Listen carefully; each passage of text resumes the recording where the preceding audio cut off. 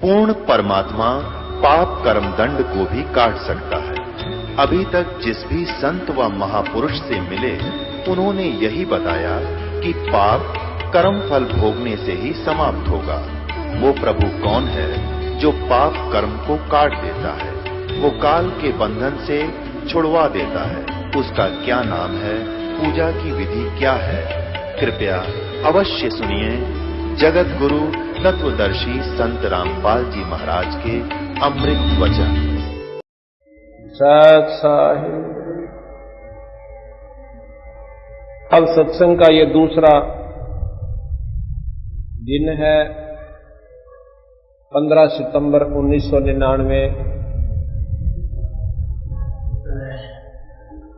जैसा कि कल भी बताया था कि सत्संग के अंदर वही प्रेमी आते हैं जिस पर परमात्मा की मेहर हो जाती है। एक सेवक ने अपने गुरुदेव से पूछा, ए गुरुदेव, हमें इस बात की जानकारी कैसे हुआ कि भगवान हमारे पर प्रसन्न है? कि पुत्र, जिस दिन तुम सत्संग में आते हो उस दिन ये समझ लेना कि परमात्मा आपके ऊपर पूर्ण प्रसन्न है। अगर इस बात का गहराई से विचार करें तो सत्संग से बड़ी इस सृष्टि में कोई भी वस्तु नहीं है। जिस जायदाद के पीछे हम दिन रात पड़े रहते हैं वो हमारे साथ नहीं जाएगी। अगर आपने जायदाद भी चाहिए, घर में सुख शांति भी चाहिए, तो भी परमात्मा की कृपा से ही होती है। परमात्मा जो चाहे सो कर सकता है, उसके ये गुण हैं। हमारा किया नहीं हो सकता, ईश्वर चाहेगा वो होगा। ईश्वर कब चाहेगा? जब तुम आप ईश्वर को चाहोगे। आपके ईश्वर के चाहने का प्रतीक क्या है कि आप सत्संग के अंदर आओगे। सत्संग के अंदर आना कोई बच्चों का खेल नहीं है। बहुत ही शुभ संस्कारी हंस और जिस पे ईश्वर की पूर्ण कृपा हो वो इस रोजाना के कार्य से निवृत्त होकर और एकाधिकाम न त्याग कर और तभी जाकर के सत्संग में आ जाता है। जिन कार्यों को आप कर रहे हो ये तो करते ही रहोगे, क्योंकि ये हमारे अति आवश्यक काम है। किस दृष्टि से? समाज की दृष्टि से, आवश्यकता की दृष्टि से। और इससे भी आवश्यक जो कार्य है वो परमात्मा का नाम है। और सत्संग के अंदर ईश्वर के नाम पर 2 घड़ी बैठ कर जाना, ये भी इससे भी आवश्यक काम है।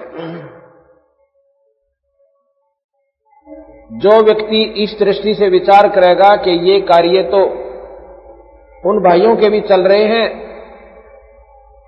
कहते हैं, एक बार एक भगत जी बता रहा था कि मेरे इतना आवश्यक काम था कि मुझे डर लगा था कि 2 दिन उस कार्य पर नहीं गया। ऐसा जरूरी काम है कि आगे से मेरा वो काम ठप हो जाएगा। ऐसी हुआ कि एकदम मेरी पत्नी बीमार होगी, मेडिकल में ले जाना पड़ा, हॉस्पिटल में, और वहां से 1 महीने के बाद छुट्टी मिली। वो आवश्यक कार्य भी छोड़ दिया, घर से पैसे भी लगाए और मानसिक परेशानी का ठिकाना नहीं। कितना कष्ट दिमाग में रहा। यदि हम इस दृष्टि से सोचें तो 5 दिन हम कोई बड़ी बात नहीं भगवान के नाम पर निकाल सकते हैं सत्संग सुनने के लिए। लेकिन इसको हम विधि से नहीं सोचते, मजबूरी में हम 2 महीने ना जाओ अपने कार्य पर। और भाई सुख में भगवान याद नहीं आता। कबीर साहब कहते हैं कि दुख में सुमन सब करें,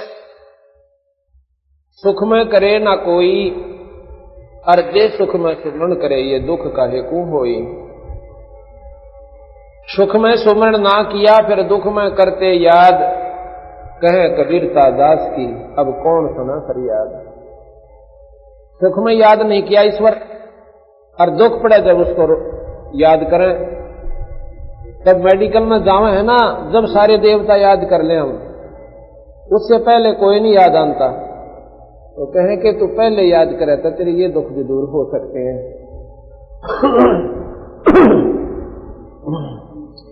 तो आज जो हमने कल आपको बताया था कि आज हम आपको एक अनमोल कथा सुनाएंगे जो आज तक आपने सुनी नहीं थी,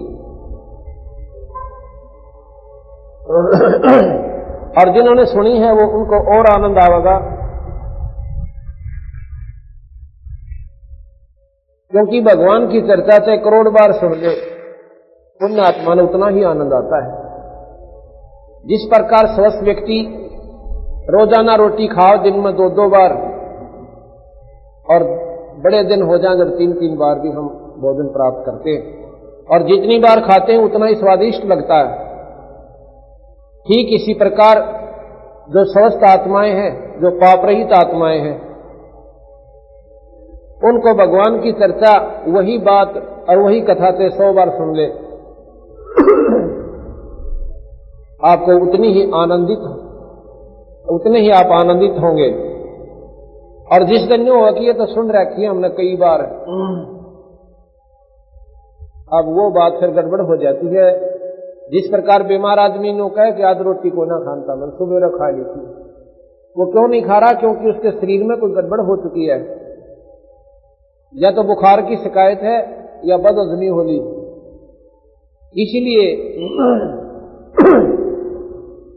जिस व्यक्ति को परमात्मा की चर्चा अच्छी नहीं लगती, उसमें फिर कोई पाप कर्म उसको कष्ट देने वाला है।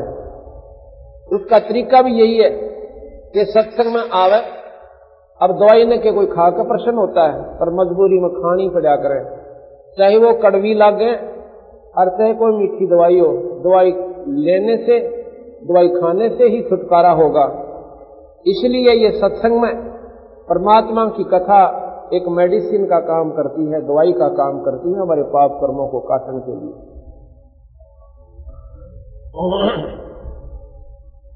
जैसा कि कल बताया था आपको कि हम कितने दुखी हैं यहां पर। किसी भी व्यक्ति से आप मिलकर देख लो, ऊपरले से मन से दबले कह दे क्या हाल है भाई, वो कहेगा मौज हो रही है, आनंद हो रहे से, ठीक ठाक। जैसे कोर्ट के अंदर कचहरियों में जब 2 रिश्तेदार मिलते हैं, और मिलते ही एक स्वाभाविक हमारी आदत बन गई, और जी सुनाओ क्या हाल है, वो प्रति उत्तर देता है हाथ मिला के, बस मौज हो रही है, सब ठीक ठाक। मौज का और कचहरियों में कोई सा भी मेल नहीं है। कचहरियों में, कोर्ट में वो प्राणी जाता है जो कति तंग आ लेता है। इतना दुखी जीव उस कचहरियों में और हॉस्पिटल में जाता है। हॉस्पिटल में मिलते हैं तो भी क्या हाल है, अकमौज है, बस एक कहते हैं तो वहां भी कहते हैं क्या हाल है, बस ठीक ठाक जी, मौज है। बस एक पुत्र है वो बीमार हो रहा था, एक का लड़का से, और बच्चे भरोसा है, फिर मौज का है कि गरीबदास महाराज कहते हैं ये संसार समझदा ना ही, कहंदा शाम दोपहरे नू जेठ की धूप जड़े अरनो कहना ठंड सी है। इतने बूंदे कष्ट को, इतने दुखों को हम झेलते हुए, और फिर भी ये कहते हैं मौज हो रही थी। क्यों कहते हैं? क्योंकि हमने इन दुखों को सहन करने की आदत बन गई, और समाधान कुछ होया को नहीं। स्वर्ग में हम गए, इंद्र और इंद्राणी हम बन दिए कई बार। गरीबदास जी महाराज कहते हैं जितने भी ये प्राणी है, कीड़ी से लेकर हाथी तक और मनुष्य की तक गिनती क्या, ये सभी प्राणी कई बार इंद्र की पदवी पर भी स्वर्ग के राजा भी रह चुके, पृथ्वी के राजा भी रह चुके। अरबों खरबों असंख्यों युग हमने हो लिए यहाँ पर भ्रमते और भटकते न। ये जन्म मरण नहीं मिटता, और जन्म मरण मिटे बिना यह बीमारी कटे ना। और जन्म मरण की बीमारी ना ब्रह्मा काट सके, ना विष्णु काट सके, ना शिव काट सके, ना माता काट सके। ये पुराण मेरे पास रखे हैं, इनके इतिहास है 3-4 महाशक्तियों के। ये यहाँ की सुप्रीम पावर है माता ज्योत निरंजन, जो निराकार शक्ति है। माता ब्रह्मा विष्णु महेश, ये आपके जन्म मरण में नहीं मिट सकते। बाकी आप जैसे शुभ कर्म, जैसे इन्होंने गीता जी में और पुराणों में, शास्त्रों में जो ज्ञान अपने संतों द्वारा दिया है, इसका अनुसरण करोगे, रामायण महाभारत में जो इन्होंने उदाहरण दिए हैं, अगर ऐसे तुम रहोगे, रहनी करनी करोगे, तो तुम्हें स्वर्ग प्राप्ति हो जाया करेगी। लेकिन स्वर्ग ज्यादा हो जाएगा, नरक कम भोगना पड़ेगा। उस विधि से अगर तुम करोगे, इतना राहत आपको ये जरूर दे सकते हैं। कंस जैसे राक्षस को ये मार सकते, पापियों का ये नाश कर सकते हैं, लेकिन आपका जन्म मरण नहीं मिटा सकते। गीता जी हमारा मुख्य शास्त्र है, और गीता जी में साफ कहा है कि भाई अर्जुन, ये जन्म मरण का बखेड़ा मिटे को नहीं। ये मत समझना कि ये राजा लोग जो तेरे सामने खड़े हैं, जिनको देखकर भाई और बंधुओं को तेरे में मोह उत्पन्न हो गया, ये जीव तो अमर है भाई, ये मरे को नहीं। और शरीर बदल लेंगे, 84 में जा सकते हैं, लेकिन दूसरा शरीर प्राप्त कर लेंगे, फिर भी ये कभी न कभी आपको मनुष्य रूप में भी मिल जाएंगे। इसका क्या तुम दुख मानता है? तो इस प्रकार गीता जी में भी यही लिखा है कि इस प्राणी का जन्म मरण नहीं मिटता। असंख्यों जन्म अर्जुन तेरे हो लिए, असंख्यों मेरे हो लिए। वही गरीबदास जी कहते हैं, 30 करोड़ रामा अवतारी और सीता संग रहती नारी। 3 पदम जाके भगवाना और सप्त नील कनवा संजाना। कृष्ण जी के 7 नील जन्म हो लिए, 7 नील शंख होते ना, 1000, 10,000, लाख, 10 लाख, करोड़, 10 करोड़, अरब खरब नील, 7 नील जन्म कृष्ण जी के हो लिए। जब इन सभी परमात्माओं के जन्म मरण नहीं मिटे, तो ये आपके जन्म मरण को नहीं मिटा सकते। एक हैवग्रीव नाम का एक भक्त साधना करता है माता की। हैवग्रीव बोले हैं गर्दन घोड़े की और शरीर देवता का। ऐसे रूप का एक भगत था, उसने माता की साधना की, 13 वाली, अष्टंगी की, 8 भुजा वाली। माता प्रसन्न हुई। माता ने पूछा, क्यों मांगा भाई? मांग तेरे मन में जो आवे। अकमाई, मैं मरूं को ना, मैं मरूं नहीं, मुझे ऐसा वर दे। नो बोली भाई, इसने छोड़ के और मांग ले, इस पृथ्वी अपने राज से ये राज दो, और भाई और कुछ चाहे तो वो ले ले, लेकिन जन्म और मरण ये खत्म यहां प्राणी का नहीं हो सकता। जो पैदा हुआ है वो मरेगा, और भाई जो मरा है उसका वो पैदा जरूर होगा। शरीर की भिन्नता हो सकती है कर्म अनुसार, मनुष्य 184 कुत्ते गधे सूअर भी बन सकते हैं, लेकिन ये हमारे बस का नहीं है। और गरीबदास जी महाराज क्या कहते हैं कि उत्पत्ति परलय मेटू खानी, ये जन्म मरण की बीमारी तुम्हारी मैं मिटा सकता हूं। अब शास्त्रों से ही ज्ञान हमने ब्रह्मा विष्णु महेश माता और ब्रह्म तक का हुआ, उनके गुणों का ज्ञान हुआ कि वो ऐसे कर सकते हैं जैसे बड़े बड़े उन्होंने सुख दिए अपने हंसों को जो उनके उपासक हैं, लेकिन वो जन्म मरण नहीं मिटा सकते। ये नियम है यहाँ का। और बंदी छोड़ का नियम है कि आपके जन्म मरण न मिटो। और कहाँ ले जाऊं? जैसे यहां से हम जाते हैं देव, स्वर्ग के अंदर में देव शरीर मिलता है, और वहां पर देव होते हैं और देवियां होती हैं, उनकी पत्नियां, और फिर उनके पुत्र होते हैं। वहां पर ऐसे ही संसार है स्वर्ग में भी, लेकिन यहां से बहुत उत्तम स्थान है वो। यहां से करोड़ गुना सुंदर स्थान है, करोड़ गुना ज्यादा सुख है यहां से, करोड़ गुना। और सतलोक क्या है? देवता लोग भी मरते हैं, अपनी अवधि पूर्ण करके वो फिर मृत मंडल में आ जाते हैं। ब्रह्मा विष्णु महेश भी समाप्त होते हैं। ऐसा गीता जी में लिखा है कि अर्जुन, ये ब्रह्मा आदि का मतलब ब्रह्मा विष्णु महेश आदि तीनों का एक ही ये पर्यायवाची शब्द हो जाता है, एक कोड वर्ड है यो। जैसे सनकादि का मतलब चारों भाई, सनक, सनंदन, संत कुमार, इस प्रकार सनातन, ये सब समाप्त होते हैं जब महाप्रलय होती है। ब्रह्मा विष्णु महेश भी नहीं रहेंगे, और फिर दोबारा सृष्टि रची जाएगी, तो दोबारा फिर ये जीव अपने अपने कर्म न लेकर और फिर शुरू हो जाएंगे, अरबों खरबों तक फिर चलती रहेगी। तो इसलिए बताया कि करोड़ वर्ष तो तुम राजा भी रह चुके यहां, यानी करोड़ जन्म में, और करोड़ जन्म तुम इंद्र रह लिए, कीड़ी से लेकर हाथी तक। एक बार मार्कंडे ऋषि एक कीड़ नाल यानी चींटी का समूह जो इधर उधर घूमती रहती हैं असंख्यों, उस कीड़ी उस चींटी के उस कतार जो आ रही थी जा रही थी वहां पर बैठा और घंटों उनको ऐसा सूक्ष्म ध्यान से देख रहा। इंद्र जी ने मार्कंडे जी से मिलना था, वो आ जाता है। इंद्र भी काफी देर तक उनके पीछे खड़ा रहा।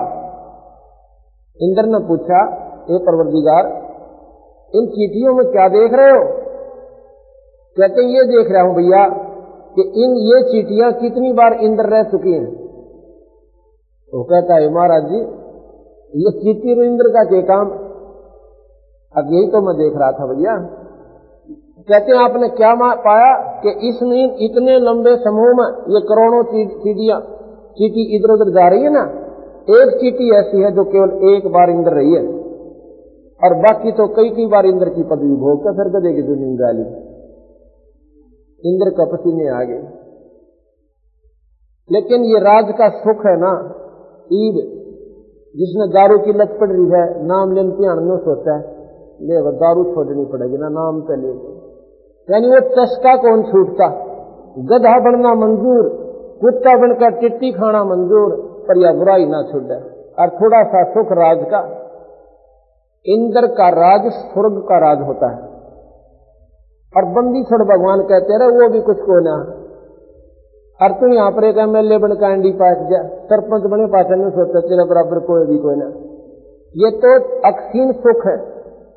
और जो असली सुख है बीरा वो सतलोक में है, उसका तुमने ज्ञान में को नहीं, क्योंकि ये शास्त्र यहां तक के सीमित कर दिए, सतलोक का ज्ञान में को नहीं।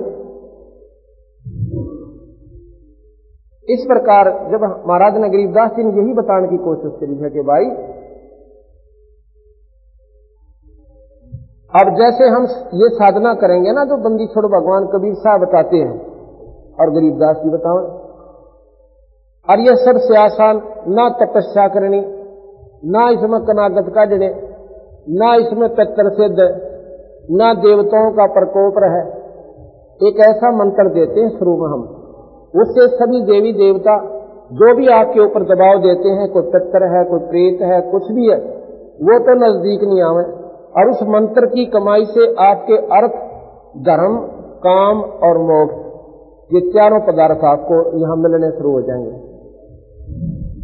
इसके साथ साथ ये तो है आपको यहां का सुख, जिस सुख को आप कभी मंदिर में ढूंढो, कभी तीर्थ पर जाकर खोजो, या किसी पाठ के माध्यम से खोज रहे हो, या व्रत के माध्यम से वो सुख पाना चाहते हो, आपको वो नहीं मिलता।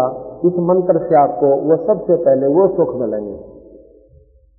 फिर आपका दृढ़ विश्वास होगा इस भगवान के चरणों में, कबीर भगवान के चरणों में। ये पूर्ण परमात्मा है कबीर साहब, पूर्ण ब्रह्म है, अनंत कोटि ब्रह्मांड के भगवान है। और फिर हम यहां से इस साधना को करके एक नाम का जाप करना बस, और नाम के ही जाप से स्वर्ग जाया जाता है। और नाम के ही जाप से आप किसी भी विष्णु जी के जाप कर रहे हो तो विष्णु लोक में, और शिव जी का जाप करते हो तो शिवलोक में, उनका जाप करोगे ओम मंत्र तो ब्रह्मलोक में। उसके बाद अपने पुण्य खा के फिर वापस नरक भी भोगना पड़ेगा आपको। बंदी छोड़ भगवान कहते हैं जो हम मंत्र देंगे सतनाम, वो सतनाम का जाप करना होता है। कई अनजान कहते हैं कि सतनाम तो सतलोक को कहते हैं, तो तेरा बोला ये सतनाम अलग चीज है, सतलोक वो स्थान है, और सतनाम के द्वारा स्थान पर जाया जाता है। तो इतने अज्ञान हमारे अंदर घर कर चुका है कि हम यथार्थ भक्ति का पता ही नहीं रहा। तो इससे हम कहां जाएंगे? सतलोक चले जाएंगे। सतलोक में क्या होगा? हमारा वहां पर ऐसे ही जैसे प्रक्रिया यहाँ पर है ना, मनुष्य हम पैदा हुए और फिर बेटा बेटी हो गए, रिश्तेदारी जुड़ गई, आपस में मोह ममता हो गए, हम बड़े प्रसन्न हुए बैठे हैं और एक सेकंड के बाद पता ना के बिगड़ी पड़ जावे और की गलत कहानी यहाँ परिवार पर हो जाए। और स्वाभाविक भी मान लीजिए हम धीरे धीरे यहाँ से शरीर त्याग कर जाएंगे समय अनुसार, तो भी एक दिन यहां से चलाई जाना है, चाहे बूढ़े होकर वृद्ध होकर हम शरीर त्याग गए तो भी यहां पर रहना नहीं। और फिर गर्भ का दुख, और फिर तपक शिला के ऊपर जो निरंजन भून के खावा हमें वो दुख। यहां पर किसी का हाथ कट गया, किसी का कैंसर होगी, किसी की जोड़ा में दर्द हो रहा, किसी का बिजनेस ठप हो गया, किसी की खेती मर गई, किसी ने रुपये मार लिए जनता को, ना मुकदमा हो गया, कहीं पर लठबाज गया, लड़ाई होगी, कहीं पर राजाओं की आपस में चर्चा टाणी, वहां दुनिया मर गई, किसी नहर में बस गिर गई। यानी इतने मुंडे कुकर्म के लोक में, इतने गंदे लोक में हम इतने राजी हुए बैठे। और सतलोक में जो प्राणी चला जाएगा उसका दोबारा मरण नहीं होगा। देख कमाल की बात, ये भी तो शास्त्र है, इसको पढ़ कर देखो। उन्हीं शास्त्रों को हमने सत्य मान लिया और इसको हम मानते नहीं। क्यों नहीं मानते? जब तक नहीं मानते जब तक इसकी जानकारी नहीं होगी। तो हम वहां सतलोक में जाएंगे, वो लोक कभी नष्ट नहीं होता, उसमें गया हुआ प्राणी मरता नहीं दोबारा, और वो ऐसा शरीर मिलता है ना उसमें कष्ट होता है, ना वहां पर कोई दुख होता है, ना उसमें रोग लगे, और ना ही कोई मरे प्राणी और परिवार नो के नो। जो एक बार यहाँ की कमाई करके और सतलोक जोगी अधिकारी जो प्राणी हो जाता है सतनाम का जाप करके। सतनाम सतनाम ये जाप नहीं है कदे घर न जाकर तुम आप तो करने लग जाओ सतनाम सतनाम सतलोक चले जाएंगे, नहीं। वो सतनाम एक सच्चा नाम है। उस सच्चे नाम, वो नाम और है, वो केवल गुरु देता है। जिस गुरु को सतनाम का ज्ञान है उसने उपलब्धि कर रखी है उस सतनाम का, और उस कनेक्शन जोड़ लिया उस ईश्वर ने, वो फिर अपने कनेक्शन से आपको कनेक्शन देगा और तब आपकी कमाई शुरू होगी उस नाम के जाप से। इसके बाद आपको फिर सारनाम दिया जाएगा, और सारनाम के बाद जब आप निर्गुण उपासना के अधिकारी हो जाओगे वो मार्ग बताया जाएगा, तो आप सतलोक चले जाओगे। दूसरा, सतनाम जाप करने वाले सारनाम प्राप्त प्राणी का दोबारा जन्म 184 का नहीं होगा। जिसको सतनाम सारनाम प्राप्त हो गया वो 84 में नहीं जाएगा, मनुष्य शरीर प्राप्त होगा। चाहे उसके करोड़ जन्म होना जब तक सतलोक नहीं जाएगा, चाहे उसके लाख जन्म हो और चाहे 4 जन्म हो, जब तक वो सार शब्द प्राप्त करने के योग्य नहीं होगा तब तक उसके जन्म मनुष्य के होंगे, और फिर वो 84 में नहीं जाएगा, फिर सतलोक जाएगा। इतना इस सार सतनाम और सारनाम प्राप्त प्राणी को एक अनमोल अवसर, अनमोल लाभ उसको प्राप्त होगा। अब यहां पर आप देख रहे हो एक बहन मिली मेरे को गांव में, वो 60 के करीब आयु हो रही है उसकी। अब ऐसे ही मैंने बताया कि भाई यहां पर तो घने दुखी हो रहे हैं हम, यहां पर जीवन जान कुछ नहीं है इस प्राणी का। अपनी बुद्धि से देखा देखी, जिसके 4 लड़के थे एक मर गया, वो नो सब्र कर ले है कि ऐसे फलाने व्यक्ति का एक का लड़का था वो मर गया, वो भी पैदल काटते से हम भी काट देंगे। जिसका एक ही पुत्र था, पहले पति मर गया, फिर पुत्र की आस बनी ये भगवान वो ठीक ठाक रहे, और वो भी फिर मर गया, वो बच्चा भी उसके सामने मर जाता है उस औरत के सामने। अब विचार करो, जिसकी 50-60 साल की आयु होगी, पति मर चुका है और जिस पुत्र के ऊपर उसने सारा जीवन न्यौछावर कर रखा था, और वो पुत्र भी मर चुका है। अब वो बेचारी अपने जीवन में किस प्रकार काटेगी? अपनी छाती पर हाथ धरकर देखो आप। अगर उस माई की स्थिति में आप हो तो इस संसार को आप क्या कहोगे? इसको धोखा, पर ये धोखा किया किसने? पहले तो आस लगाई कि तेरे बेटे हो जा, ये पुत्र तुम्हारा है, ये परिवार तुम्हारा है, ये रिश्तेदारी तुम्हारी है। फिर कहा ये जायदाद तेरी है और अब तू मौज मार, और मौज का यहां पर सांस भी को ना। तो इतने गंदे कष्ट में हमारे को किसने डाल रखा है? जब हमारे शरीर का भरोसा नहीं शाम से पहले, इस सांस का भरोसा नहीं कि बाहर गया कि अंदर आवे कि ना आवे।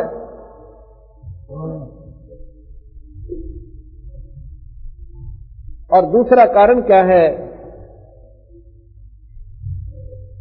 कि जैसे अभी मैं आपको बता रहा था, वो माई फिर के बोली, वो बोली महाराज जी कहो तो ठीक हो।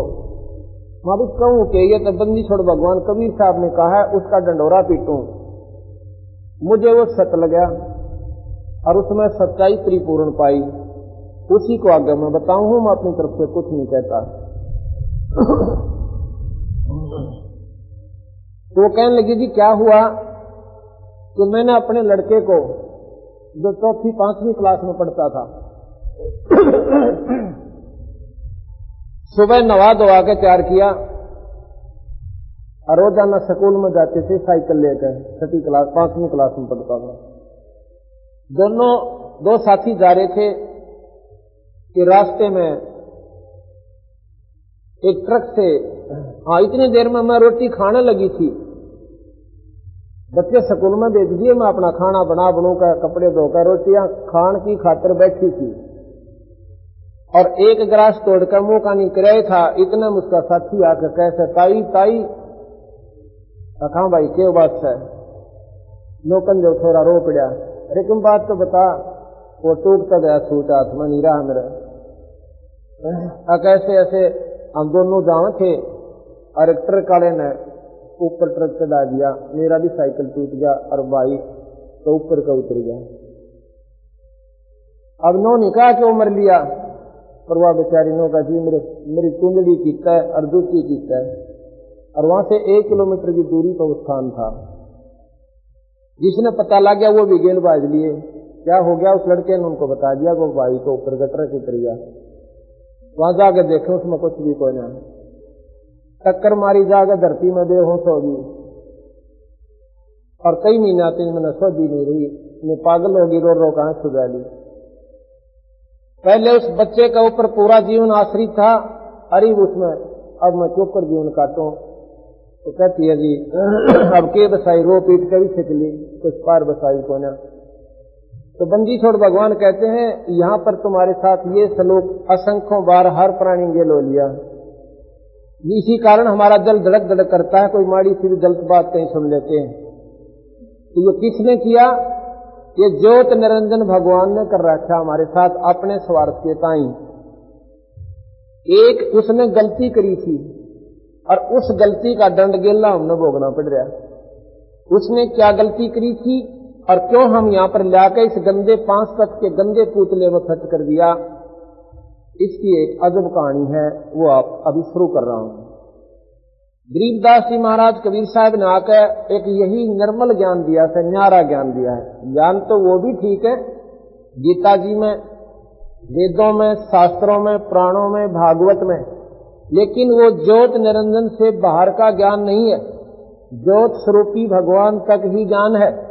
इससे ऊपर महाराज ने ये भी ज्ञान दिया और इससे ऊपर का भी दिया। इस प्रकार हम जब ये बात सुनते हैं, मैंने तो यह कथा जब सुनी ना, क्योंकि शास्त्र भी पढ़ रखे थे और गीता जी भी खूब पढ़ा करता मैं, और बचपन से ही मैं हनुमान चालीसा करने लग गया था। 4वीं कक्षा से ओम नाम का जाप करता था, 7 बार हनुमान चालीसा किया करता था और 12 वर्ष लगातार मैं सालासर गया एक मंदिर में हनुमान जी की उपासना के टाइम, जो वहां का उत्तम मंदिर था। मंगलवार का व्रत मैंने कभी नहीं छोड़ा जब तक ज्ञान नहीं था। और फिर नाम लिया, सतगुरु का ज्ञान हुआ, जब अंधेरा हटा कि ये व्रत और ये हनुमान की पूजा हमें कोई लाभ नहीं देती। अब ये बातें जब शुरू में मैंने सुनी थी तो मेरा भी दिल एकदम ऐसा धड़का कि जो ये व्यक्ति बता रहा है ये मैंने पागल नजर आ रहा है। ये तो मूर्ख है, इसने काहे का भी ज्ञान नहीं। ये तो हनुमान जी की उपासना को भी ये नकारा कर रहा है। ये तो वो कहते हैं नास्तिक है, मेरे मन में अपने आप कल्पना उठे, पर मन में ये जिज्ञासुता की आगे सुनिए क्या बताना चाहत है। फिर उसने बताया कि आप कबीर सागर पढ़ कर देखो। अब इन शास्त्रों का ज्ञान मुझे था ही, क्योंकि आस्था भगवान में थी बचपन से ही। जब कबीर सागर पढ़ा ना, और फिर गरीबदास जी का ग्रंथ साहिब पढ़ा, फिर तो भाई अपने आप चांदना हो गया। कैसे हो गया? कहते हैं एक दो भाई थे सेठ, और छोटा भाई मर जाता है उस सेठ का, उसका दो बच्चे थे। क्या हुआ, उस सेठ की जब तेरहवीं होली, महीना हो लिया, तो उसकी मां कहने लगी उन बच्चों की कि भाई तुम अपने ताऊ जी के पास जाओ, और मेरे पास ये कुछ लाल रखे हैं दो चार, इनको ले जा बेटा। और ताऊ जी ने कह दे तेरे ने कि हमारा बिजनेस में हिस्सा कर ले, व्यापार में पैसे तो है नहीं भाई, ये लाल मेरे पास है, इनको दे दे। दोनों भाई उस मां के द्वारा दिए गए लाल की वह पोटली सी लेकर और ताऊ जी के पास गए। कहने लगे ताऊ जी ऐसे ऐसे हमारा पिताजी तो रहा को नहीं, और हम बच्चे हैं, मेरी मां कहती है कि अपने ताऊ जी के साथ बिजनेस व्यापार कर लो। अब ठीक है बेटा, या कौन सी बात है, मत आपका कहने में हो रहा था, पर न सोचूंगा 6 माई बोले तेरे पिताजी की। अब वो तो ठीक था, पर वो होली जाली मेरी मां ने कहता है भाई रोटी करे बिना तो काम ना चले, करे बिना काम चले को ना, बिजनेस को धंधा करना ही पड़ेगा। और फिर न्यू कहती है कि हमारे घर पैसे को ना, ये लाल से मेरे पिताजी के समय के दरे हुए मेरी मां के पास थे, ये आप ले लो और हमारा व्यापार में हिस्सा कर लो। उसने देखा वो उल्टे डाल दिए, अगले बेटा इन्हें ले जाओ, ये तो कीमती चीज होती है ना, है इसको फिर अपना धन सही तो घर रखा जब भी एक बात से। और मेरा विदेश में जहां हम जाते हैं ना दूसरे राज्य में, वहां पर उधार चला है, कितना पैसा माल ले आवांगे, कोई दिक्कत को ना, आप चलो मेरे साथ। उनको साथ ले गए दूसरे राज्य में, काफी दूर जाकर वहां पर उन बच्चों को व्यापार का लेन देन सिखाया। जा बेटा वहां से इतने पैसे का ये भुगतान करके आओ, वहां से इतने चने खरीदो और वहां से उसको इतने पैसे दो, उसको आधे देना, उसको सारे दे देना, वो आधे में मान जाएगा। ऐसे ऐसे फिर क्या किया कि ये ले एक लाल ले जा बेटा, उस सेठ से जो हमने लिया है ना 50,000 का सामान, उसको ये लाल दिया, ये हमारा गिरवी रख लेगा और आके अपना छुटवा लेंगे। अच्छा पिताऊ जी। दोनों भाई उस लाल को लेकर सेठ के पास गए जिसके 50,000 की उधार कर रखी थी। कहने लगे लाला जी ये लाल रख लो, मेरे ताऊ जी ने भेजा है, और कहता है कि जब पैसे हो जाएंगे ना लाल छुटवा लेंगे और आपके पैसे दे जाएंगे। अब कोई बात ना, लाओ भाई। उसने देख के उस लाल को उस सेठ ने ऐसे भगा दिया खा के कि ठगी भी करने लग गए कि तुम ही पे झूठ भी बोलो, ये लाल नहीं है, ये तो लालड़ी है, ये तो 2000 की भी कोई ना है, और 9 लाख के लाल ने यूं कह लाल कंडा छोम आ गया उनके ऊपर, दोनों बच्चों के ऊपर बहुत लाल हो गया। चोर कहीं के ना पैसे हूं कह जो हम देने में कोई ना खा ले जाए, यानी उन बच्चा के इतना भय हो गया कि तो भाई जो कई के ऊपर इतने, और ताऊ जी का गलती ना करें। आके बोले ताऊ जी वो सेठ तो घना नाराज हो गया, क्यों भाई? अब हमारे लाल ने नो बोला लालड़ी से उन्हें दे रहा था, ताऊ जी को तो ज्ञान नहीं था, देख कर नहीं बोला बेटा सच, ओहो रत तेरे की, ये तो धोखा हो गया बेटा, वो लाल तो दूसरे थैले में रखा था, ये तो लालड़ी है भाई, वो झूठ ना बोलता सेठ है, ये ले जा, ये दे क्या उसको सेठ को, और कह देना हमारे ताऊ जी का धोखा लग गया था। वो जाके नो बोले सेठ जी मेरे ताऊ जी का धोखा लग गया, दूसरी जगह दे रहे थे और गलती से उन्होंने लालड़ी दे दी थी, ये लाल कर आखा देखा ना, देख अब तेरे माथे में भी छूट रही थी, ये देखो ये होता लाल। उन बच्चों को ऐसी परख होगी उस लाल और लालड़ी की।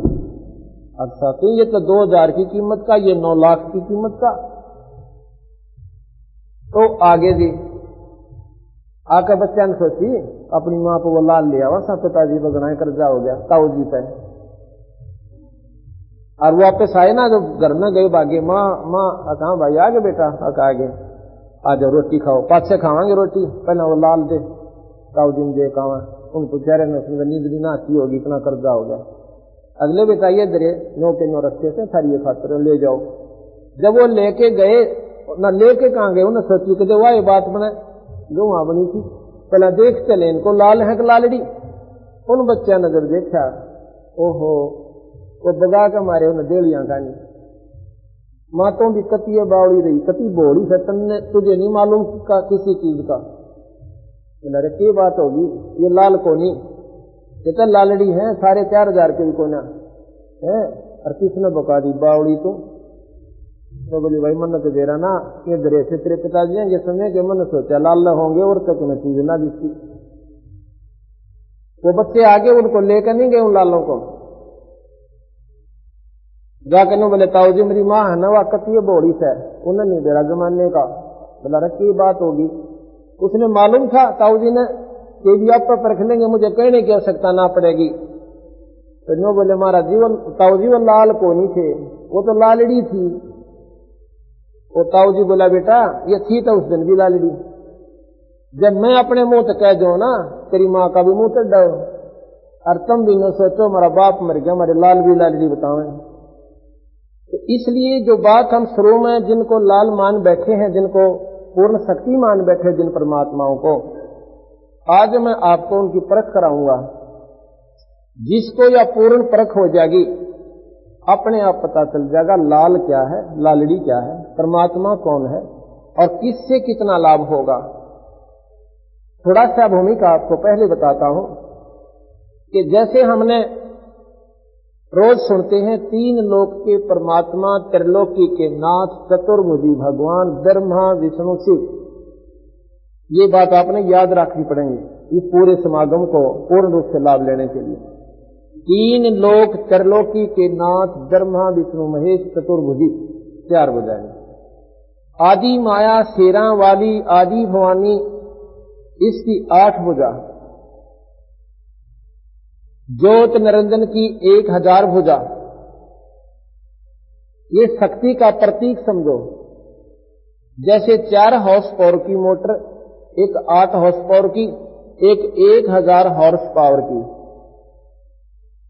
तो इनमें कितना अंतर हो गया। 1000 की तो फैक्ट्री में भी घुमा दे और 8 की और ज्यादा काम करे और उससे थोड़ा उससे कम करे, और 4 हॉर्स पावर की भी काम करे पर 8 जितना नहीं कर सकती। 8 की भी काम करे पर 1000 जितना नहीं कर सकती। नकारा नहीं है। जितनी शक्ति ब्रह्मा विष्णु महेश जितना लाभ दे सकते हैं ये दे सकते हैं, लेकिन माई इन तीनों से ज्यादा दे सकती है और निरंजन इन सब से ज्यादा दे सकता है और इनके द्वारा भी करवा सकता है, क्यों वो परम शक्ति है। वो निराकार रूप में भी है और आकार में अपने लोक में है, निरंजन लोक में। इनसे ऊपर पूर्ण ब्रह्म परमात्मा है जिसकी असंख्य भुजा बिना गिनती की। अब हम यहां आपको उदाहरण देते हैं, जैसे डीसी जिले में, डीसी कोई छोटी पावर नहीं होती, जिले में सुप्रीम पावर होती है एडमिनिस्ट्रेटर की, एडमिनिस्ट्रेशन में। और फिर इससे ऊपर मंत्री, मुख्यमंत्री, और मुख्यमंत्री से ऊपर प्रधानमंत्री और राष्ट्रपति। अब डीसी मुख्यमंत्री के सामने बहुत छोटी इकाई की शक्ति है और प्रधानमंत्री के सामने मुख्यमंत्री बहुत छोटा हो जाता है, लेकिन नकारा नहीं कर सकते कि मुख्यमंत्री में शक्ति नहीं।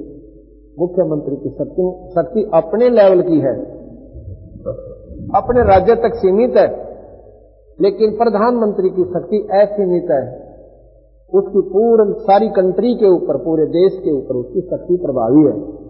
इसलिए प्रधानमंत्री राष्ट्रपति से संपर्क जो करेगा उसको पटवारी से लेकर और मुख्यमंत्री तक का राज्य में लाभ प्रधानमंत्री से आप ले सकते हो। इसलिए कहते हैं एक साधे सब सदै, सब साधे सब जा, पर माड़ी सीख मूल को फल सुलेगा। अब वहां से मिले क्यों कर प्रधानमंत्री से, अब मिलाने वाला मिले। अब प्रधानमंत्री से लाभ कब मिला है? जब हमें उसे कोई मिलाने वाला मिले। प्रधानमंत्री से भौतिकवाद में मिलाने वाले को सिफारशी कहते हैं। प्रधानमंत्री का खास आदमी, उसको सिफारशी की संज्ञा दी जाती है। और आध्यात्मिकवाद में उसे पूर्ण परमात्मा सत्पुरुष से मिलाने वाले को गुरु कहते हैं। सतगुरु, गुरु और सतगुरु, उस पूर्ण परमात्मा से मिलाने वाले को गुरु सतगुरु दोनों संज्ञा से जाना जाता है। तो इसलिए वो पूरा गुरु मिले। पूरा गुरु कौन? जैसे पूरा सिफारशी, प्रधानमंत्री का सिफारशी पूरा सिफारशी है। उससे मेल हो पाता है। मुख्यमंत्री भी उस काम में कभी नहीं नाच सकता जिस काम में प्रधानमंत्री चाहेगा दिलते हैं। मुख्यमंत्री ना चाहते हुए भी करेगा उस काम में। तो अब हम आपको वो परम शक्ति का जानकारी देंगे कि किस लिए तो हमने इस गंदे लोक में आना पड़ा और क्यों ये दुख ठाने पड़े और किसने हमारे साथ ये धोखा कर रखा है।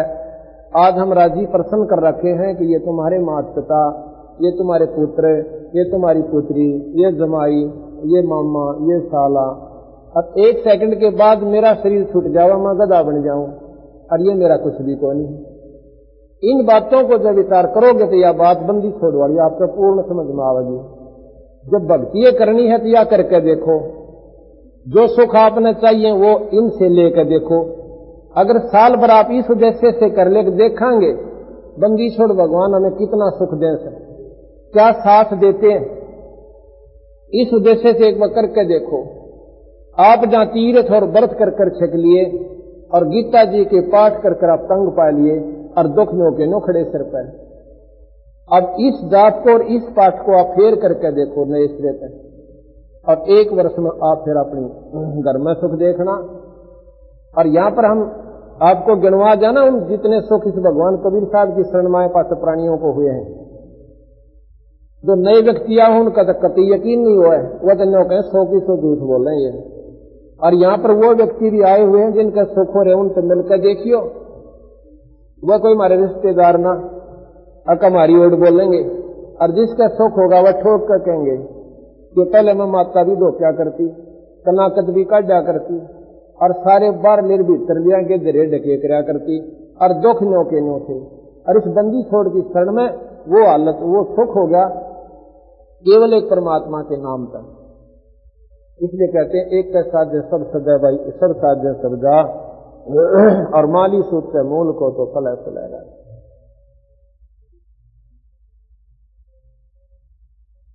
एक धर्मदास नाम का बांधवगढ़ का रहने वाला बहुत ही धनवान सेठ आदमी था। बांधवगढ़ मध्य प्रदेश के अंदर है, उमरिया जिले में। अब हम होकाए से उस बांधवगढ़ के अंदर इसी महीने की 29 तारीख को वहां पर पहुंच गए थे पिछले महीने। तो वहां का वो रहने वाला सेठ पर परमात्मा में श्रद्धा उसकी विशेष थी, जरूरत से ज्यादा। भगवान शिव, विष्णु और सभी माता गीता जी का पाठक इतनी तगड़ी लगन थी कि उसने तन मन धन उसके ऊपर वार रखा था। बांधवगढ़ से चल के वो मथुरा में पहुंचा। मेरे ख्याल में मथुरा से बांधवगढ़ 700 किलोमीटर 800 किलोमीटर पड़ती है ज्यादा वैसे को। और उस समय जंगलों में क्या आना और वहां देखे मध्य प्रदेश में नो एक बार नीचे खड़े और नो चढ़ गए, फिर नू निकल गए, फिर नू निकल गए जंगला के माँ का। अब स्थिति तो अब है जबकि वहां पर सड़कें बन गई, पुल बन गए उन नालियों पे। और पहले तो उनको वहां का आना पड़ा करता था, कभी उनको दुख पाता हुआ। वो प्राणी परमात्मा की चाह में, भगवान कृष्ण की उमंग में और मथुरापुरी में आ गया था। यहां आके कबीर साहब उसको मिलते हैं।